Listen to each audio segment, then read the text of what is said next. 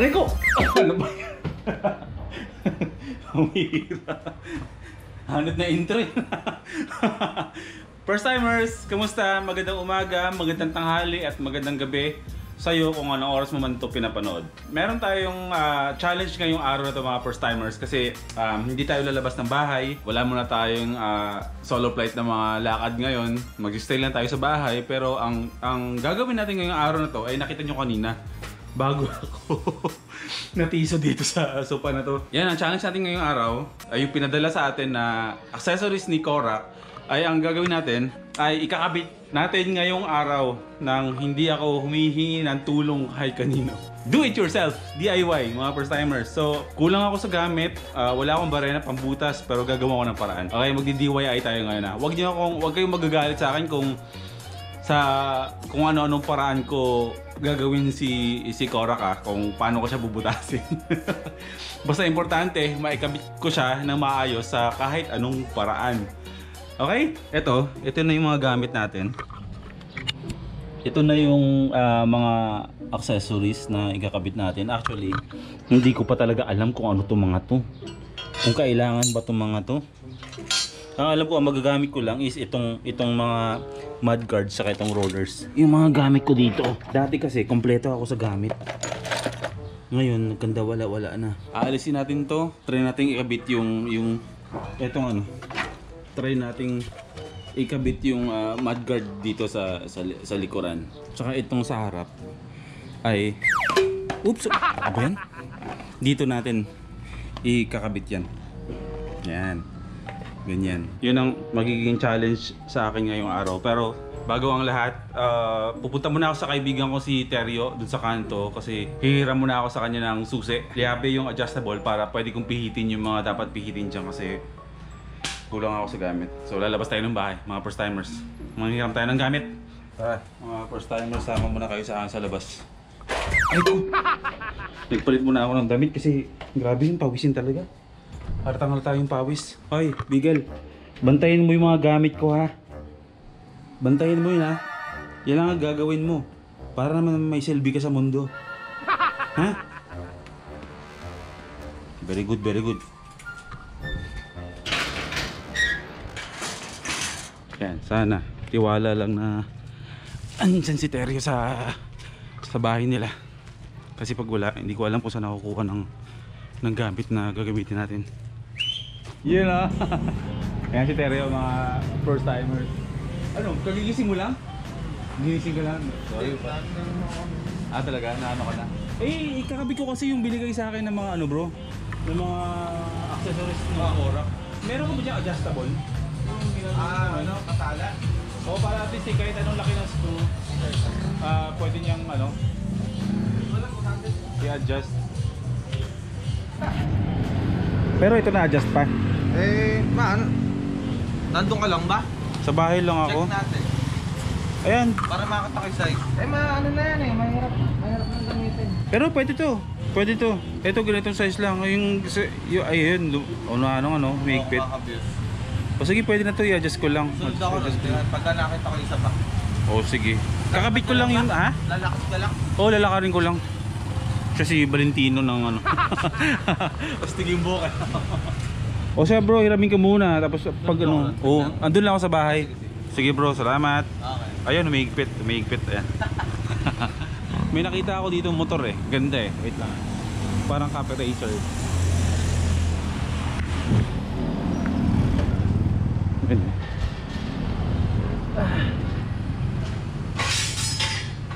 Solid. Alam nyo ba, dati yung mga kaibigan ko dito, di ba kasi dati may grupo ako ng fixed gear dito sa Malolos, yung District 1. Pero ngayon, yung mga malalakas kong mga kasama sa pagbabike, lahat na mga naka-cafe racer na sila lahat. Tapos bumabiyahe na sila ng malalayo.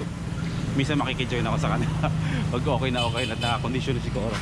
Uso dito yan eh, sa Bulacan. Yung ano, mga customized na mga motor, bibili ng mga Honda na 125, TMX, tapos papa-customize gagawin Cafe Racer or Scrambler ang tawag. Nakikita nyo to? Yan mga first timers. Nakikita nyo tong bahay na to, apartment na to. Yan dati yung bala kong rentahan kasi nga gusto ko na magka-studio. Gusto kong ibukod yung yung editing room ko. Kaso naunahan ako. Ano yung magkano yun? 3,000 lang yun. 3,000 per month lang sa ano, no? Isang kwarto meron sa loob, tapos may kitchen, tapos sala. Perfect na sana para sa studio natin. Ano kaya papangalan ko pag nagka-studio ako, no? Comment nga kayo kung ano magandang pangalan pag nagkaroon ako ng studio. Ha? Dito na tayo sa bahay ulit.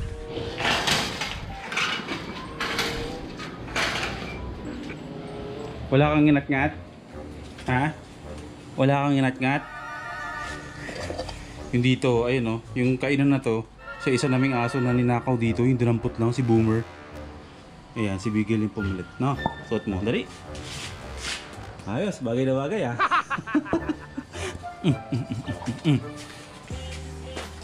Grabe, napakainit ng panahon. Init ng panahon. Pero nagkakape. Ayan, gusto na meron na tayong susi dito.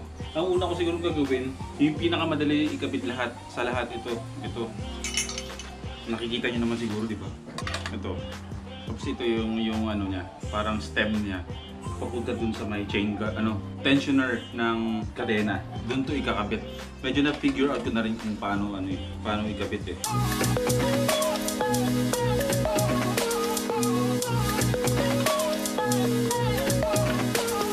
O siguro, hindi na siguro kailangan dalawang ikabit ko dito. Kahit isa lang para naiikot-ikot. No? Yan, magiging ganyan siya. Isa lang. O, diba? Dito yan eh. Pwede naman yung may adjust eh.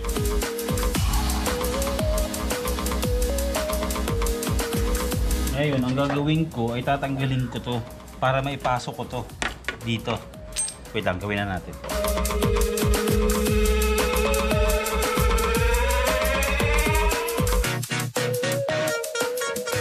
Kalawang yan eh, no? Puro kalawang na, oh.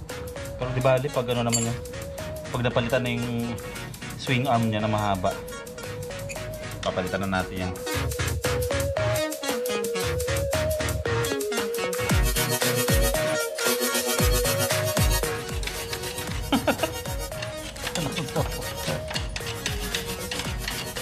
Puro kalawang.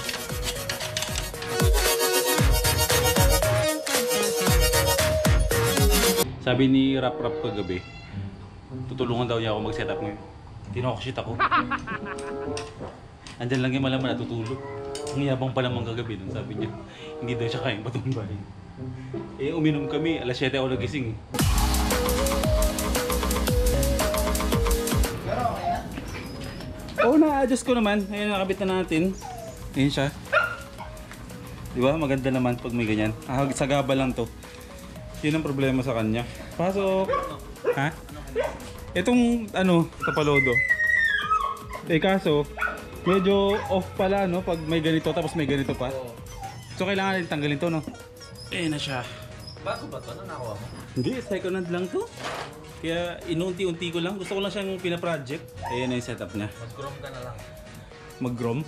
Honda. Wala namang Honda Grom dito, di ba? Meron mga nagpapadating lang din. Galing sa ibang bansa. Magkano ba yung mga ganun? Talaga? May grupo ka ba dito, bro, ng mga nag-scooter, di ba? Ikaw yung admin nun? Hindi. Tiga Santa Maria. Oo. Bumabiyahe sila, gamit lang nila 2-stroke. Umaakit yan ng mga highest point of Luzon.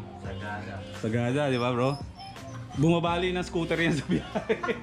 Kasi yung huling biyahe niya, nakita ko sa post niya, nabali yung scooter niya. Paano nangyari? Ba't na ganun? Kakapawili. Kakapiwili. Kasi pag-akat mo, pagbagsak ng gano'n, nabali. Buti natapat nung mabagal lang kami pa ako. Nagulat ako. Kaya ako nandito yung manibela. Oo. Nabali. Ayun. Ikaw, bro, ano ba?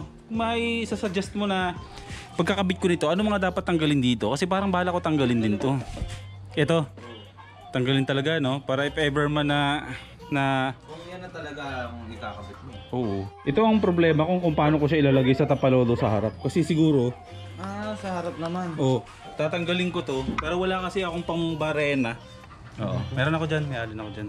Talaga ng pipe. Kaso bala ko kasi talaga palitan talaga yung pipe ng maayos. Magano ka? Ano ba gamit nila dati? Exhaust. Exhaust. Pero hindi yung maingay. Meron silang main, meron kung sakto. Ayun. Yun yung gusto ko, yung medyo tunog niya, medyo mataba. Subukan ko tanggalin na to. Tanggalin na natin to. Mahirap tanggalin. Antayin na lang natin yung susi.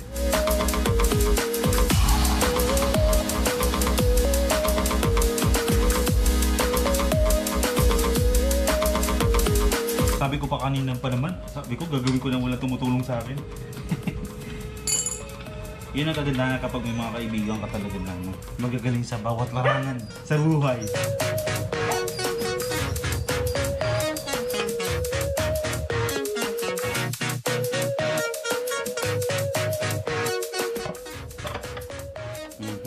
Dito kasi kakabitin eh.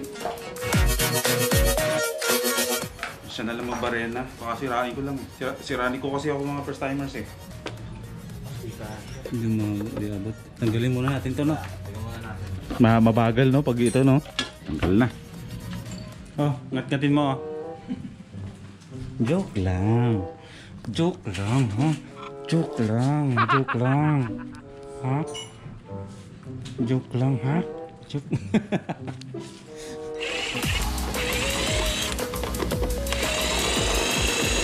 Kapit na pala.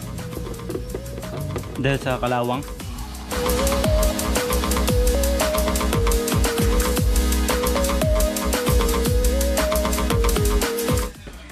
Dito, babarinahan. Pag dumating na yung swing arm na to, pogi na niya, no? Ang haba na. Pero hindi ba siya mahirap, bro, ano? Sa handling. Handling? Hindi ko pa na-try yung mga ganun. Kasi parang may nag-comment sa akin, baka sabi niya baka mahirapan ka pag ano. Pagka long ride. Pag mahaba daw yung swing arm. Try natin.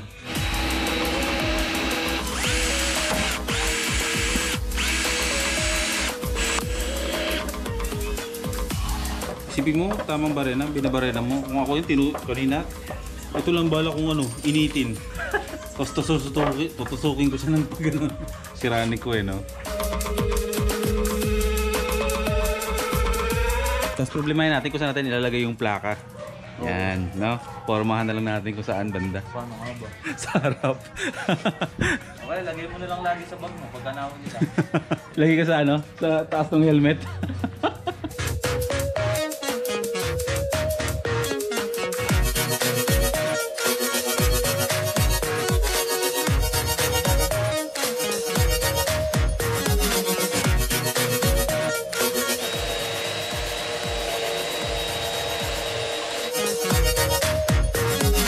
After 10 years, 20 years, nakuha din namin yung screw na to.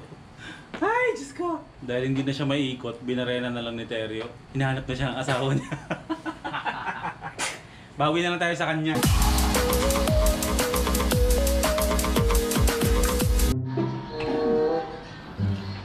Ano yan sa'yo? Naglinis mo, tulog ulit ako kanina eh. Tulog ka kanina? Ikaw yata yung napuruan kagabi. Sabi mo malakas ka uminom eh. Oh, gin ano, gin pineapple dito sa loob ng bahay. Yung itsura mo. Sabi mo kagigising mo lang, ngayon ka lang nagising, may muta ka pa sa mata.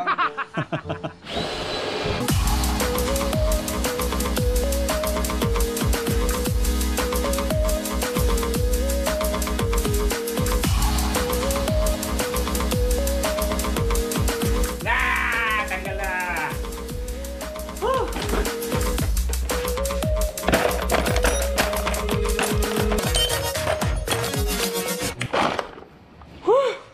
Sa wakas, mga first timers, natapos na. Ilang oras namin ginawa? 2 oras kalahati. My gosh, grabe, ganun katagal. Hindi namin na-expect ni Terrio na ganito katagal siya aabutin. Pero sa wakas, okay na. Natapos na namin, napagtyagaan. Si Terrio kasi nauna na siyang umuwi kasi nahanap na siya ng asawa niya. Naintindihan ko naman. Pero laking bagay na tinulungan niya ako mga first timers kasi grabe, doon kami natagalan sa pagbabarena kanina kasi yung mga screw ni Korak ay talagang, alam mo yun, parang isang screw kalawang na lang, gano'n na lang, hindi na siya maikot. So talagang binarena namin ng binarena. Sa wakas, okay. Worth it yung pagod namin at pinaghirapan namin ni Terrio. Gusto niyo makita kung ano itsura ni Korak? Ha? Gusto niyo na montage? Ito na siya, ito na siya.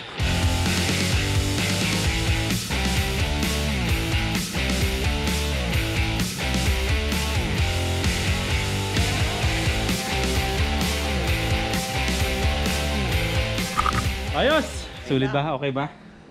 Maraming salamat kay Teryo. Ikaw, anong tinulong mo sa akin?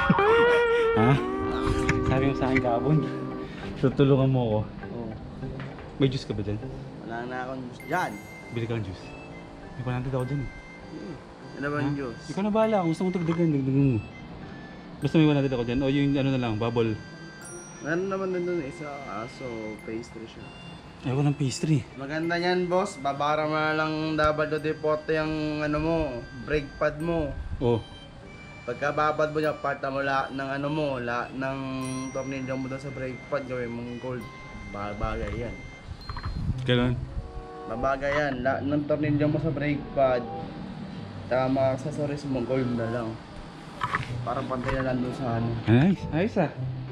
Okay. Ah, Kikritik ka pa ano? Hindi na ako tinulungan. Nagkikritik pa. Pero dito, hindi ko alam kung i-extend ko. Parang feeling ko, hindi ko na kailangan i-extend. No? Tingin mo. Ano na? Alam ko na, boss, kung ano yung... Ano? Ito. Sinasabi mo na Oo, hindi mo nga, nagkakabit. Ito yan. Ano? Dito yan ilalagay. Hahabaan yan dito. Yung alin ba?